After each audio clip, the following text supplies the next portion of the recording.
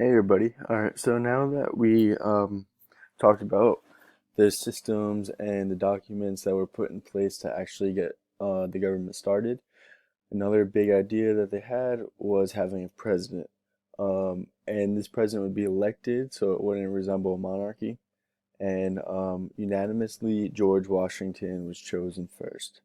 Um, so today we're going to focus on some of the events that took place during Washington's presidency. And the do not question was, what are domestic affairs? Um, okay. So one of the first things that happened was Hamilton's Bank. So after fighting in the Revolutionary War, that really drained our economy. We were in a lot of debt. We owed money to those who helped us fought through the war. So we needed to have some system put in place to help us have a better economy. And as we talked about in the last class for a little bit, Washington had a cabinet, and the cabinet was basically the group of advisors. It's a Secretary of State, Secretary of War, and Secretary of Treasury, which was Hamilton. He was the treasurer. Secretary of State was Thomas Jefferson, and Henry Knox was the Secretary of War. So as the treasurer, Hamilton asked to create a Bank of the United States. He wanted to do it because it'd be a safe place for government funds. It would have uniform currency rather than having a whole bunch of different state currency and hard to translate that when you cross the state borders. And it'd be the source of loans. And this actually wasn't really well liked by Southerners. They thought that it pretty much benefited the Northerners since that's where the industry was. The South was more plantation economy. So they preferred credit because, they could buy land on credit, um, produce goods, and then pay it back. They really weren't. They really weren't having it. So that caused more divide within the country. So then we talked about what are some ways that the government can raise money to pay back the debt of the nation and the states. Um, and some of the ideas were tariffs or taxes. Um, so someone said tariff on goods. The government receives money on import of foreign goods. Um, so when a good comes into America, they would pretty much just put a tax on it, so you would have to pay that. So if someone wanted to buy a good from outside the country, it would cost more. So it works with multiple benefits because the government could get money from the tariff, or people will be like, well, I don't want to pay the tax. You know what? I'll just buy from something in America. So it boosts the American economy.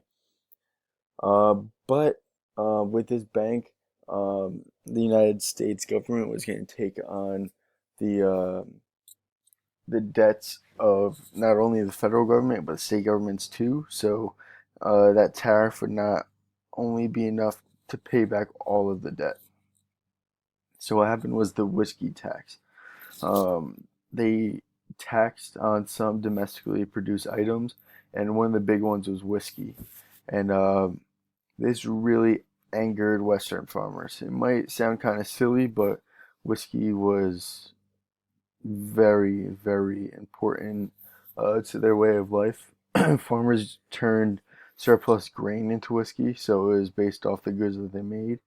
And it was also used like currency or a bartering tool. Like some pastors were even paid, um,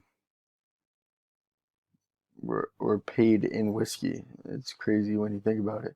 But so what happened was there was a whiskey rebellion. We'll come back to that picture in a second.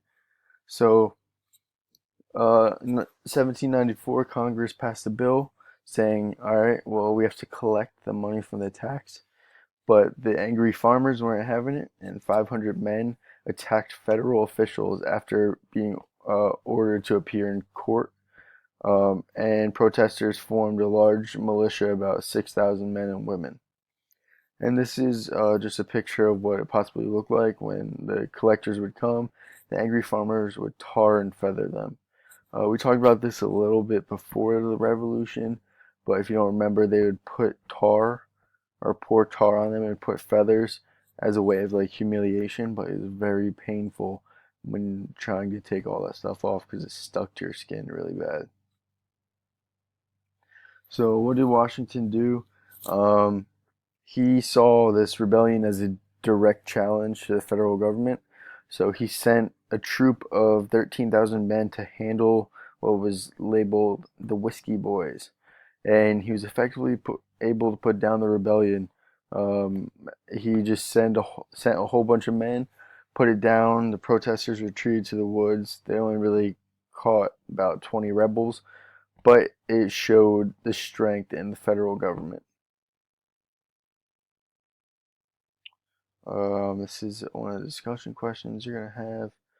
Um, so then there was some conflict in the Northwest. So after the Revolutionary War, we gained the Ohio River Valley, but we weren't sure how to really incorporate that into the rest of the newfound country.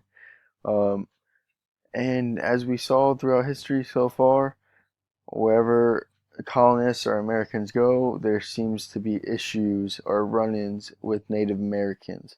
So American settlers went into Indian territory, and 1,500 members of various tribes joined together because they needed to get rid of the settlers. So there was a Miami chief uh, named Little Turtle. He led a rebellion, or not even a rebellion, but led forces against the United States military. Um, and in 1791, he actually defeated U.S. troops in current day Indiana. So Washington sent 3,000 soldiers to protect the frontier, which was led by a general nicknamed Mad Anthony. Um, but you know, the British were a little bitter. So they still, even though we have our independence from them, they did, we'll come to find out, they do a whole bunch of little things, like creating little conflicts, um, just trying to make it harder for us to prosper as a nation. So they were actually giving the Native Americans supplies to fight us. Um, And then 1794 was the Battle of Fallen Timbers, which was a victory for the U.S., which led to the Treaty of Greenville. So tribal leaders were involved in negotiations. The treaty gave um, the United States, present day Ohio and Indiana, and then Native Americans received $20,000 worth of goods and acknowledgement of their claim to the lands that were currently held. So that was some of the domestic affairs. The next slideshow that you're going to watch is regarding the foreign affairs of Washington's presidency.